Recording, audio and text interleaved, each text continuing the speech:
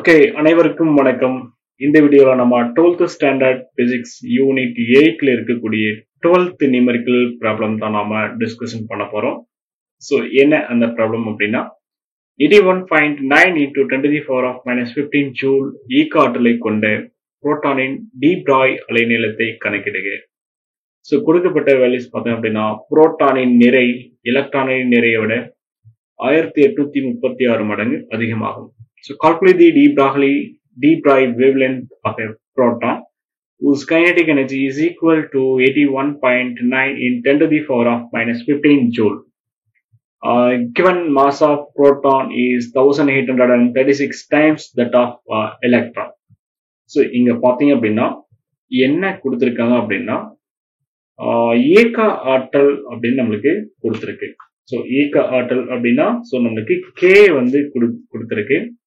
So, K is equal to kinetic energy is equal to 81.9 into 10 to the power of minus 15 joule அப்படின்னு சொல்லியிருக்காங்க. And then பார்த்தீங்க அப்படின்னா mass of the proton is equal to 1836 times of electron. Okay, so which means by mass of the electron. Okay, mass of the electron. So simply we rearrange mass of the electron. Okay, so இனிமே இதுல இருந்து நம்ம என்ன sir கண்டுபிடிக்கணும் அப்படின்னா okay, calculate the de Broglie wavelength of the proton. So lambda sub xp என்ன அப்படின்னு நம்ம so calculate பண்ணணும். இப்போ இதுல நமக்கு தெரிய வேண்டியது என்ன சார் அப்படின்னா mass of the electron என்ன அப்படிங்கிறது நம்மளுக்கு தெரியணும். So mass of the electron is equal to 9.1 into 10 to the power of minus 31 kilogram. இதுக்கு அப்புறம் சிம்பிள் மேத்தமெட்டிக்ஸ் எதை பேஸ் பண்ணி சார் அப்படின்னா டி Broglie wavelength பேஸ் பண்ணி இப்போ lambda is equal to he divided by square root of 2m ev. So இதுதான் வந்து என்ன சார் அப்படின்னு கேட்டீங்க அப்படின்னா de Broglie wavelength of the electron. But இப்போ நம்ம எதுக்கு மாற்றணும் அப்படின்னு கேட்டீங்க அப்படின்னா புரோட்டானுக்கு எழுத போறோம்.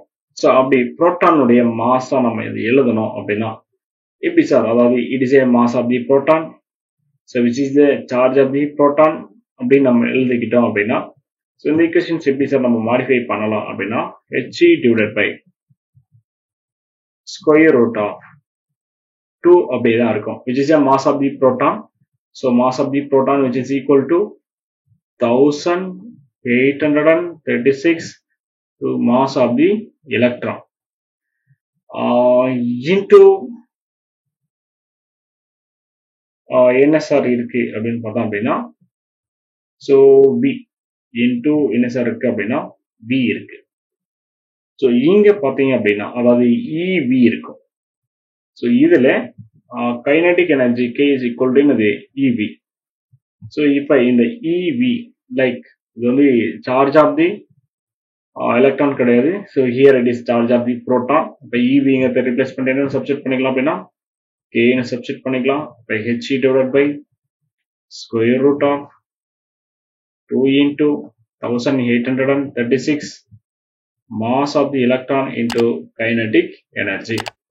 ஸோ அப்படின்னு நம்மளுக்கு கிடைக்கும். ஆர் இதை விட இன்னும் சிம்பிளிஃபையா நம்ம என்ன பண்ணலாம் அப்படின்னா ரொம்ப சிம்பிளா நம்ம சால்வ் பண்ணலாம். ஸோ எப்படி சார் அப்படின்னா கைனடிக் எனர்ஜியை பேஸ் பண்ணி ஸோ அப்போ இதெல்லாம் நம்ம என்ன பண்ணலாம் சார் அப்படின்னா ஸோ டெலீட் பண்ணிட்டு மீண்டும் நம்ம ஃபர்ஸ்ட் வேல இருந்தே வருவோம்.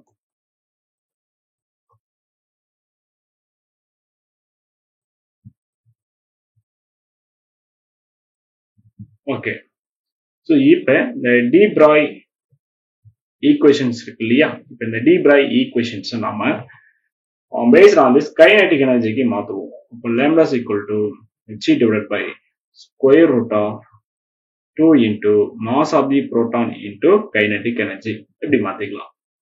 So then lambda is equal to h னுடைய மதிப்பு தெரியும் 6.626 into 10 to the power of minus 34 whole divided by square root of 2 into mass of the proton which is equal to the 1836 times of mass of the electron. Mass of the electron is equal to 9.1 into 10 to the power of minus 31. So into kinetic energy of the electron is equal to 81.9 into 10 to the power of 15 joule.